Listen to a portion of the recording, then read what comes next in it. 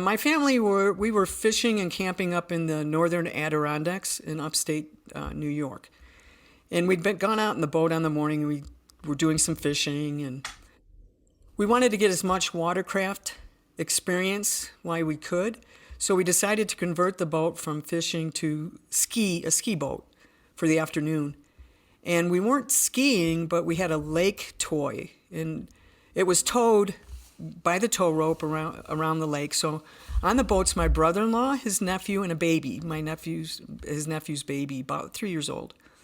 On the lake toy, which was called a bullet, you sit on the bullet and they drag you around the lake, was my sister and I. And we're having some fun, and the idea is to get spilled off and get back on the boat and do it again. And we were having a riot, having a lot of fun, when we'd been tipped off the boat. And my brother-in-law said, come on back in. And we came back in on the boat. And then what happened was my sister's behind me and then myself, and we sat on the bullet.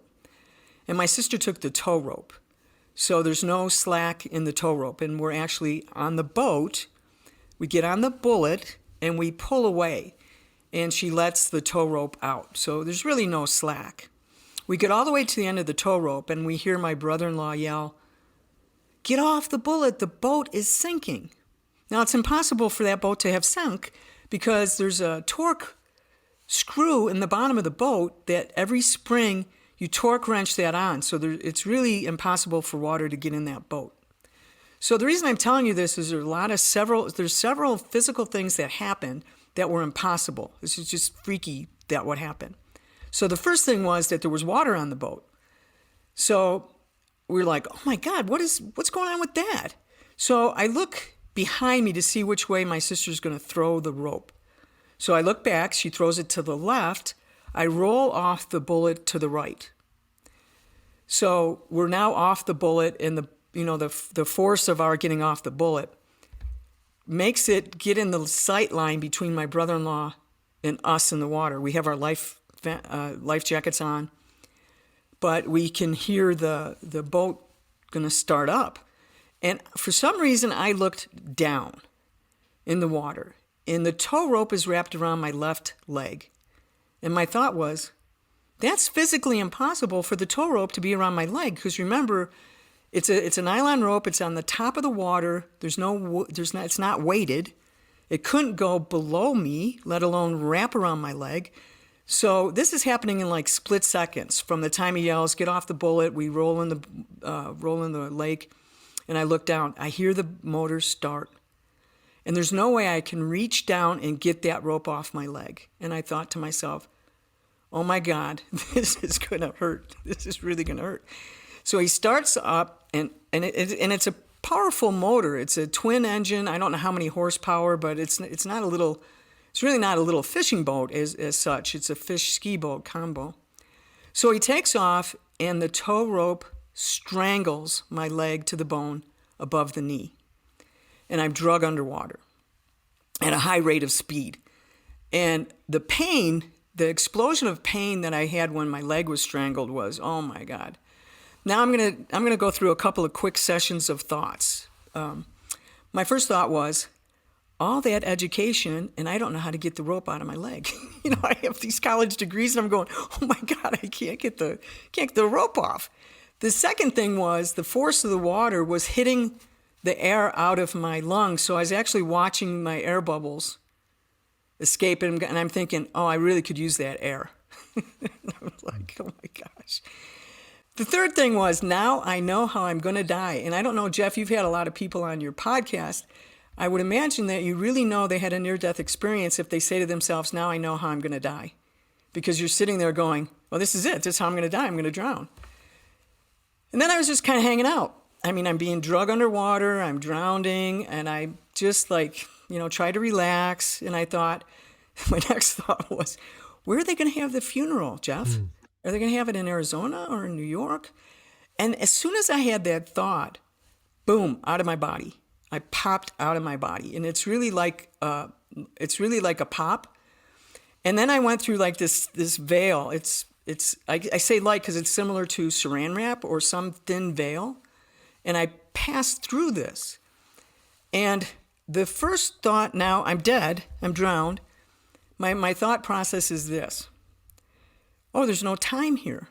I absolutely felt the difference between time and eternity. There's no words, there's no concepts, there's no vocabulary that we have that can explain that I can tell you how that feels. Then, even though I'm dead and I don't have a body, it feels like you do. Kind of like Robert Monroe from the Monroe Institute called it like a jello mold.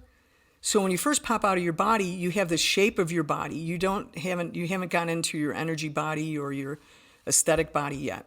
So it feels like you have your body. So I'm looking down at my body. Well, I don't have eyes and I don't have a body, but that's what I'm thinking. And I go, oh, I know where every cell in my body was, and they were laughing. They were smiling. It's like they had their own personalities. And I'm sitting there looking at my body going, what are you guys laughing at? What are you doing? And they were laughing. They were smiling.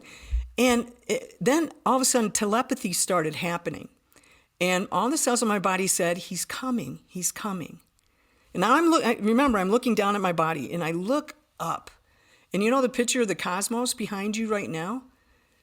It's God came up over the top of the earth.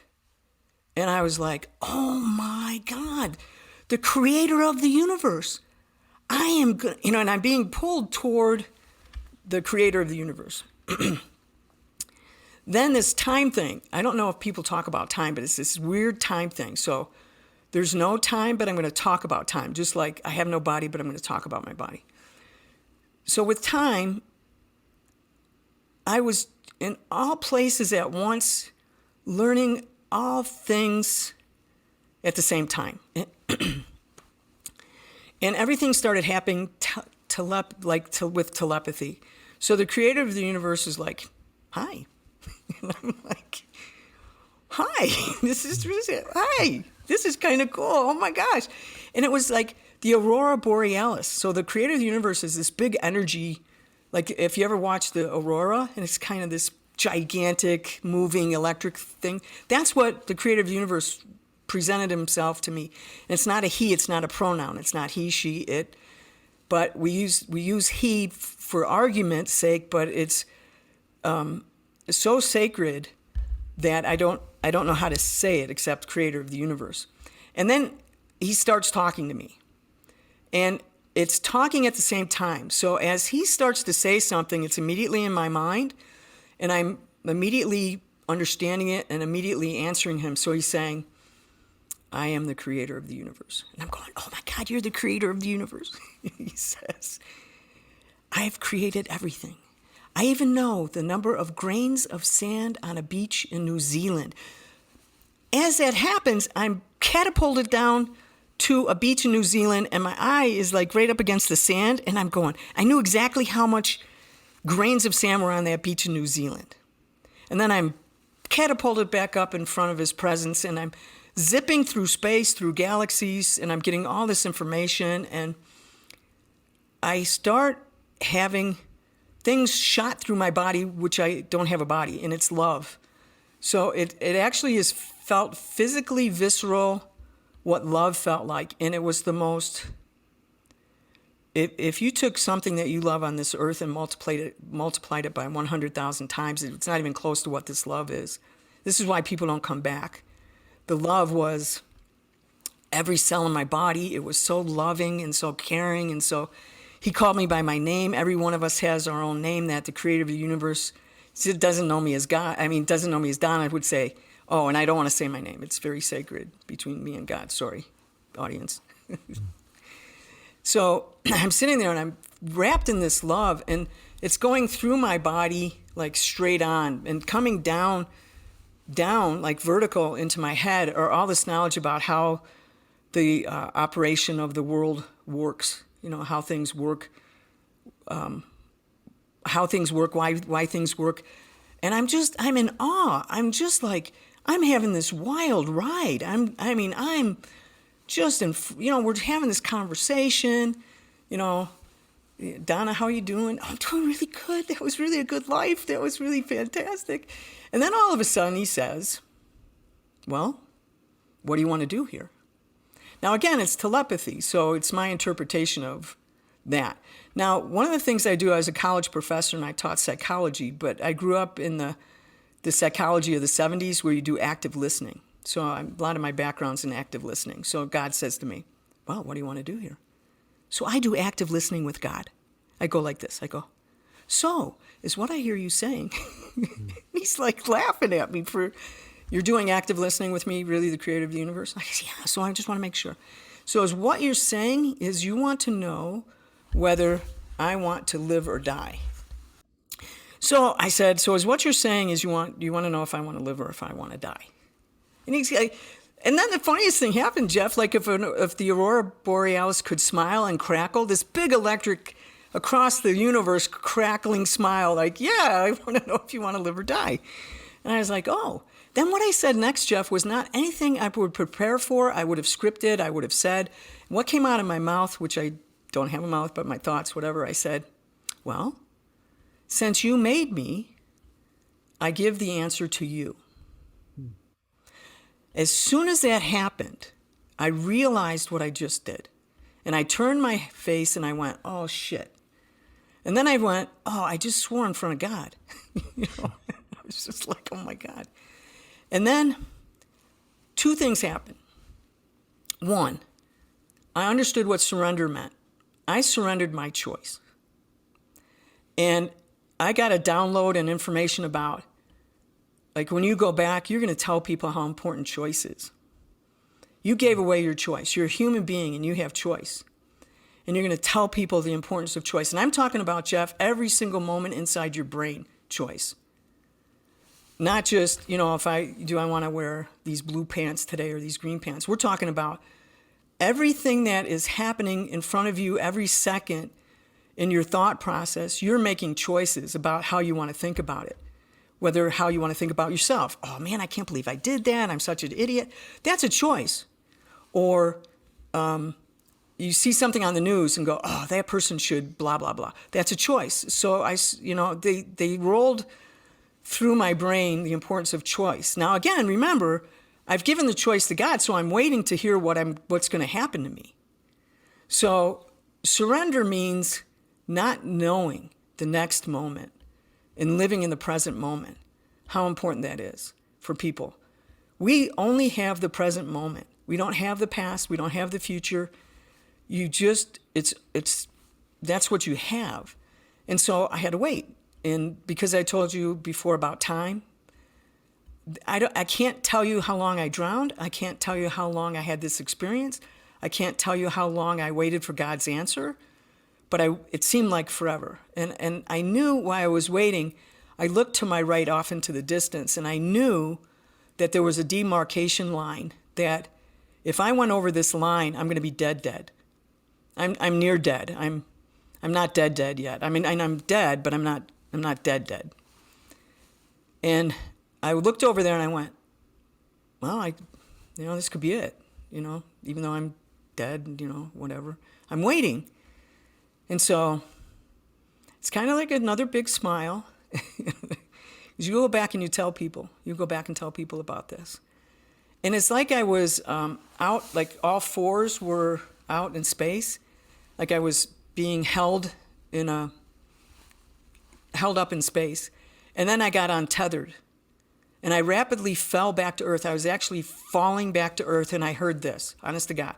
Jeff, I heard this. Good answer. As I'm falling back. I was like, God just told me I had a good answer. I just was freaked out. Then I snapped back into my body, and I'm drowned. So how can you be dead, near dead, almost dead, alive, and drowned? But that was me. So I'm back in my body, and I said to myself, what was that? What just happened to me? What was that? And I heard the boat turn off. The next physically impossible thing was I looked down at my leg, and the rope was embedded in my leg. It strangled my leg to the femur. I had no space. It was actually strangled. They don't understand why I didn't rupture my femoral artery. We have no idea. And I thought, how are we going to get this? This rope can't come undone. I start lifting my hands to swim to the surface, and human hands came under my armpits, and the rope came undone. I got to the surface. There was no one there. I don't know who drug me up. I know what I felt, physically felt. And then I had to get rid of all the water that was in my lungs. And my sister was watching this. Remember, she was on the bullet with me, and that's her husband. She said, I was watching my husband kill my sister. So she has a lot of trauma around that too. But she was swimming like 800 miles an hour to get to me. And I just kept yelling, don't look at my leg, don't look at my leg. I grabbed my calf because I figured if I kicked it off, I twitched, I would kick my leg off and it would sink to the bottom. But if I had it with me, at least I could carry it under my arm. So I grabbed my leg hoping that, well, if I twitch it off, I can at least have it and they can reattach it in the emergency room. So I went into shock. My brother-in-law didn't realize the extent of my injuries. He went to the shore. They got a new boat. They came out and got me, and I got rescued. And I still have my leg, but I have an artificial knee. I have a lot of problems with it. So people that like near-death experiences, when you talk to us, it's usually a trauma. So I'm an athlete with one leg, but it's still attached.